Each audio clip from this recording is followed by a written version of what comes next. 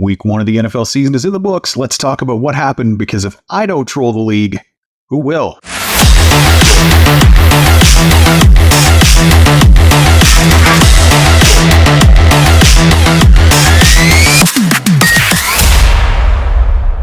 Story of the NFC North starts with Jordan Love. I'm sure Doc's going to go into it at some point, so I'm not even going to try to play a doctor on TV. But the gist is that it's an MCL sprain, and that means 3 to 6 weeks of a dead bedroom for Packers fans. They've gone from everyone's media darling, which is a thing as Lions fans we always hate, to basically potentially having their season written off. Because when he comes back, who knows if he's going to be good or not. But the good news is, all those people who were super into the idea of drafting Malik Willis at 2 are going to get to see the best version of what that might look like with the Packers skill position guys. I don't think it's going to look good at all. I'm very excited to see it.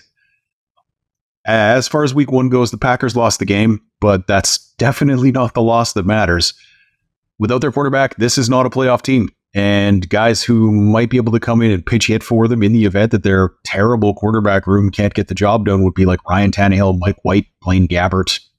These are not great names, but they're better than what the Packers have. Their only in-house option besides Willis, who sucks, is a 2023 fifth rounder Sean Clifford. But if Green Bay believed in him, they would not have taken the flyer on Willis.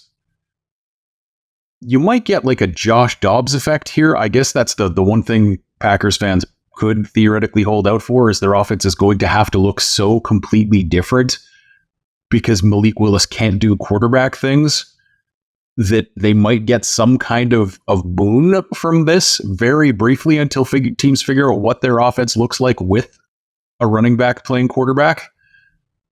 I guess we'll see. The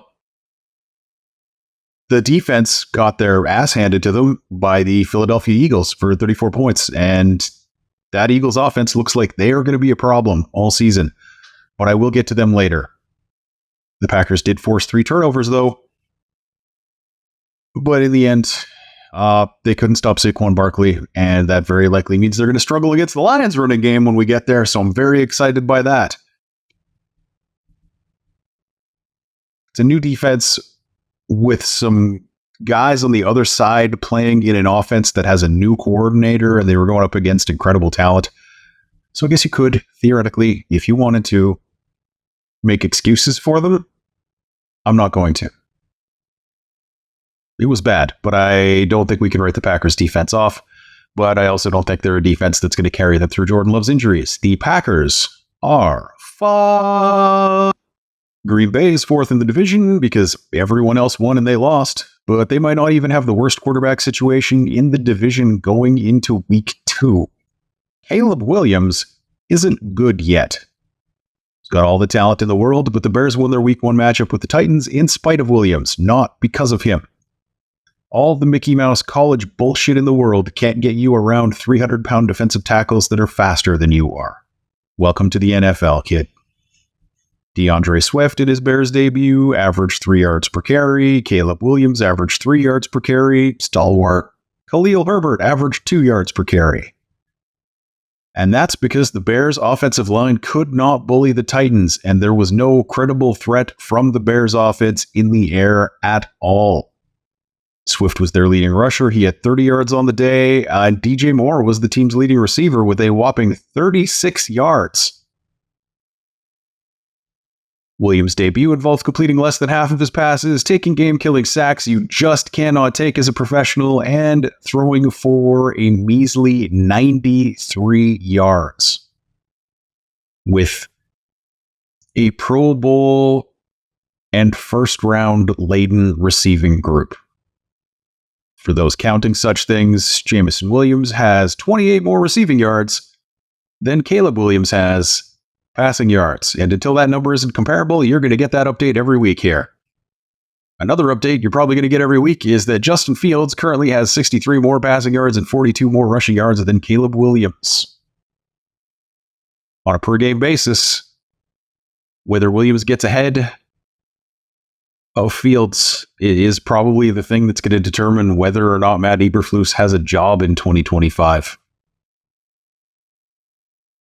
He's a defensive coach, of course, and on the defensive side, they probably looked as good as they're ever going to look in 2024 because they faced another offense run by a god-awful quarterback.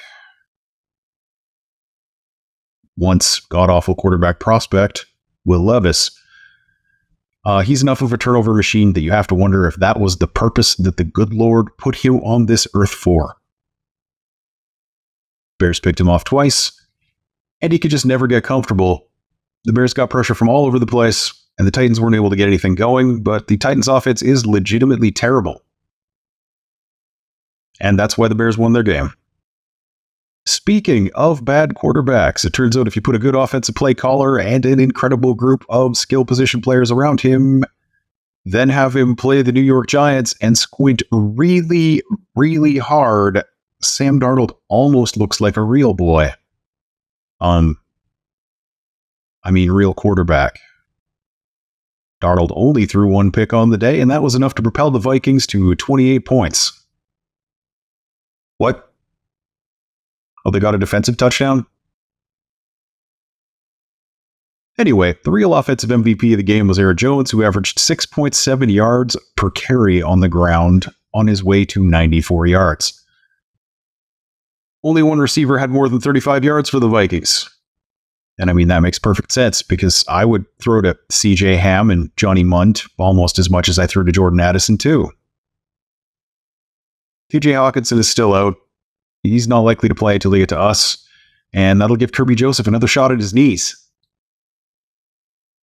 I would probably hold him out. For safety.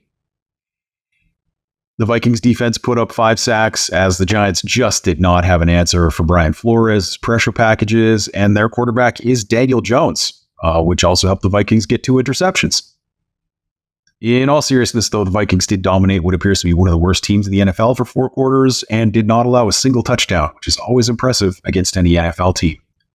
If they could just keep playing the Giants every week, they might not end up with a top 10 draft pick.